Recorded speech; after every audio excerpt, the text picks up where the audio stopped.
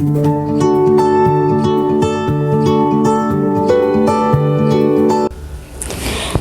everybody, hello world. My name is Samira Wilson and today you're welcome to A Time with Lady Wilson. On today's Time with Lady Wilson, we are going to be doing a cook with me. Now, I have this concept that I want to share with you.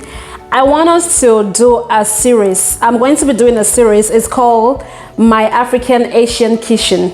That means I'm going to be, because what I notice is that I'm a person who loves Asian food. Like, I like trying new food, and apart from African dishes and African food, the only one I can comfortably eat and actually enjoy is Asian cuisine.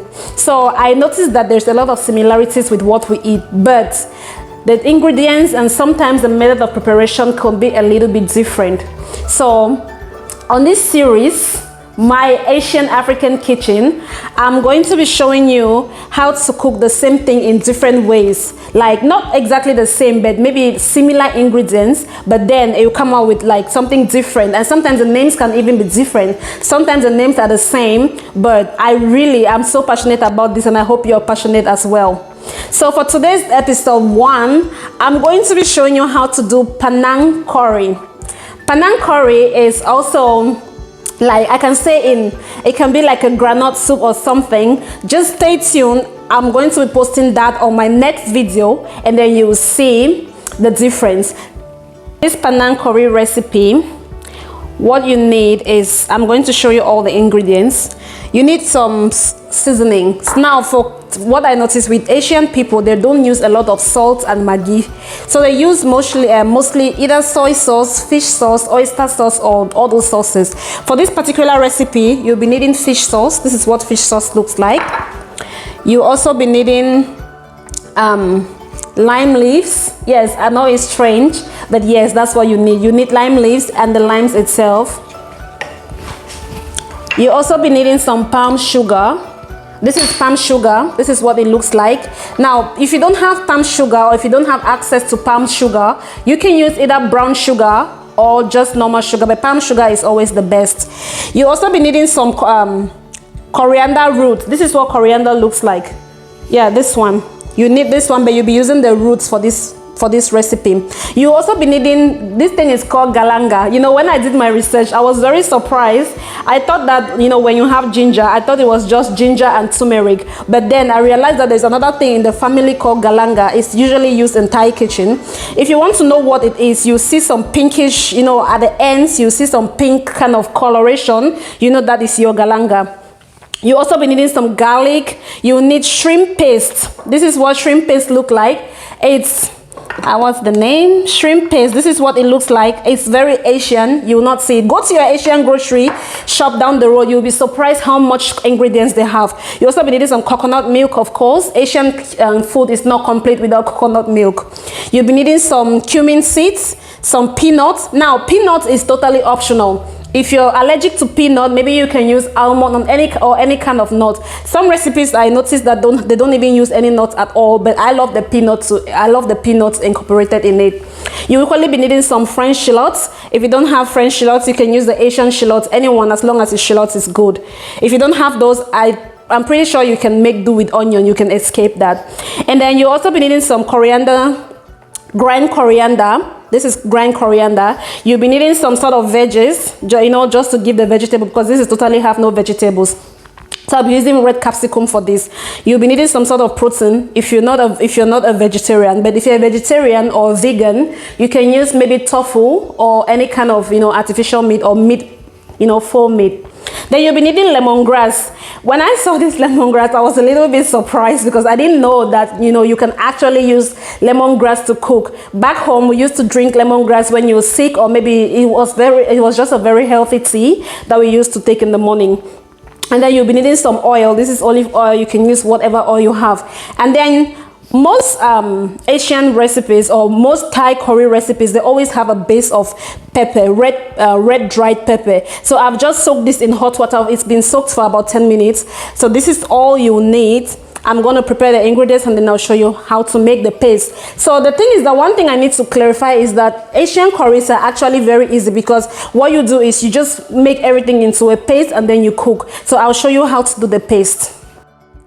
So in Thailand, not normally I should be using a mortar and a pestle, but I don't have it, but you can use your blender as well. So I'm going to be using the blender. You just want to achieve a paste. Like the most important thing is to achieve a paste. I'm going to just show you. This is just my lemongrass. You want to heat it up to soften it a little bit, to release all the juices and the oil, and then peel this out.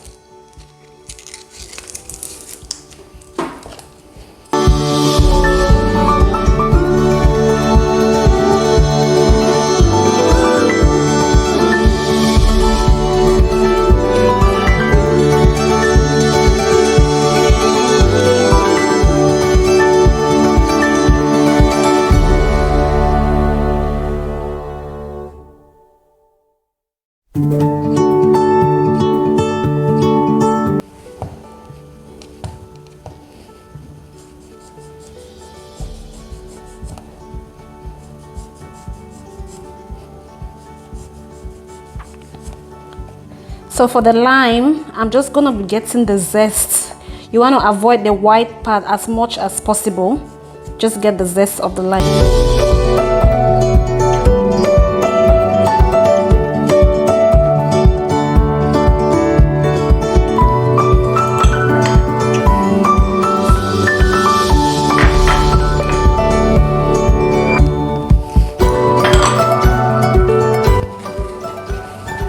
For the lime leaves, I'm just gonna take out the vein, like so.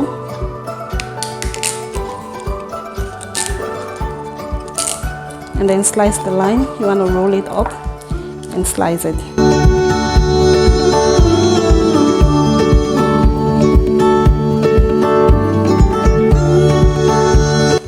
Chili.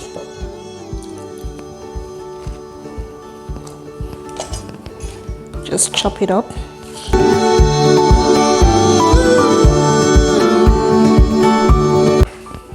I'm going to be doing a teaspoon of that. Don't worry, it doesn't smell so good, but it's absolutely delicious.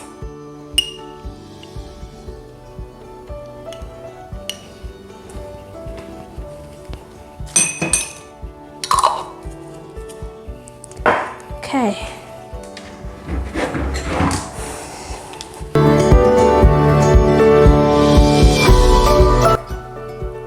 So I finished blending my paste. This is what you want. You want to achieve a consistency like this. It should be a paste. It should be finely blended. I know Thai people, they will use mortar, but we don't have mortar. But if you use a blender and do it like this, you have to control the amount of liquid you put inside. Like this is what you want to achieve. All right, let's cook. So this is my pot. Now, in traditional Thai kitchen, I should be using a wok to cook this, but this is the most similar thing I have to a wok. Now into your pot, you want to make sure your gas is turned on. Add in oil.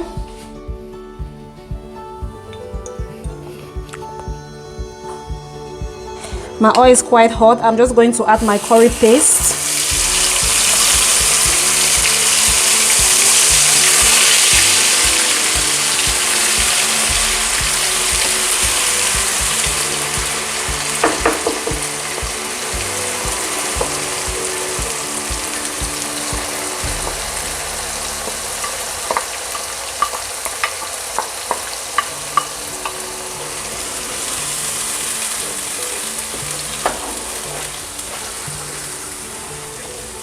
So you want to actually make sure you're frying this curry, because when it's sizzling, it's removing all the essential oils and every other flavor from the garlic and everything that you've blended. You want to actually fry this for a fair bit. So I've fried my curry down and all the water has been reduced. As you can see, there's no more. All the water I used to blend has been fried. There's just the curry paste. When you've achieved this, the next thing you want to add is your protein. It can be chicken, meat, or fish, whatever you're using. I'm just using beef, cow beef. Then you want to just cook it down for about maybe 3 to 4 minutes, so the meat can absorb all the flavor from the curry. So you want to add a little bit of salt to your taste while you're cooking that, so that the meat can be sweet. As you can see, my meat is looking a little bit cooked. Like, it's not properly cooked, but it's fully cooked. The next thing you want to add is coconut milk. I'm going to be adding all of this because this curry is quite a lot. So you want to add coconut milk. This is what coconut milk looks like. And then you cover it and let it cook down for about 20 minutes. I'll show you what it looks like. So I've been cooking this curry for about 30 minutes. That is what it looks like. And that is what you want to achieve. You see, the curry has cooked down and all the oils, like all the extra moisture and stuff, have evaporated. You only just have your curry and all the oil goodness from it. Now remember that we haven't seasoned this properly. We've only added a little bit of salt.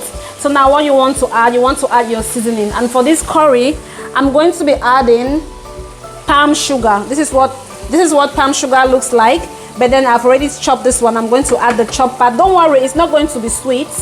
It's just going to balance off the saltiness, and you just have this beautiful combination of sweet and salty. But you're not going to taste any sugar in it, I promise. And then the next thing you want to add is your fish sauce. This is my fish sauce. I'm just going to add it and then stir for a bit and let it cook for maybe about 3 minutes.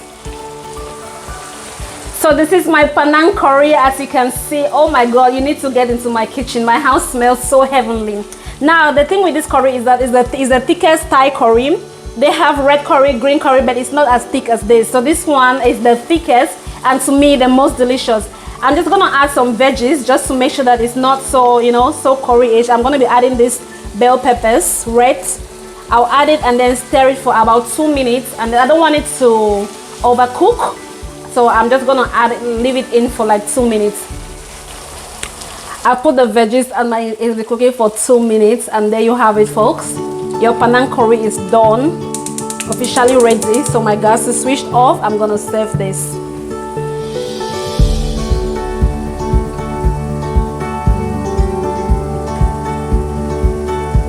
Hello again, and this is Penang curry. I know it's mostly served with rice, or if you have chapati, that's for Indians, you can serve it with chapati. But now I'm gonna taste this. Let's do a taste test. Most Thai people like to use spoons a lot. So this is the Penang curry and rice. I'm gonna taste the curry and some rice.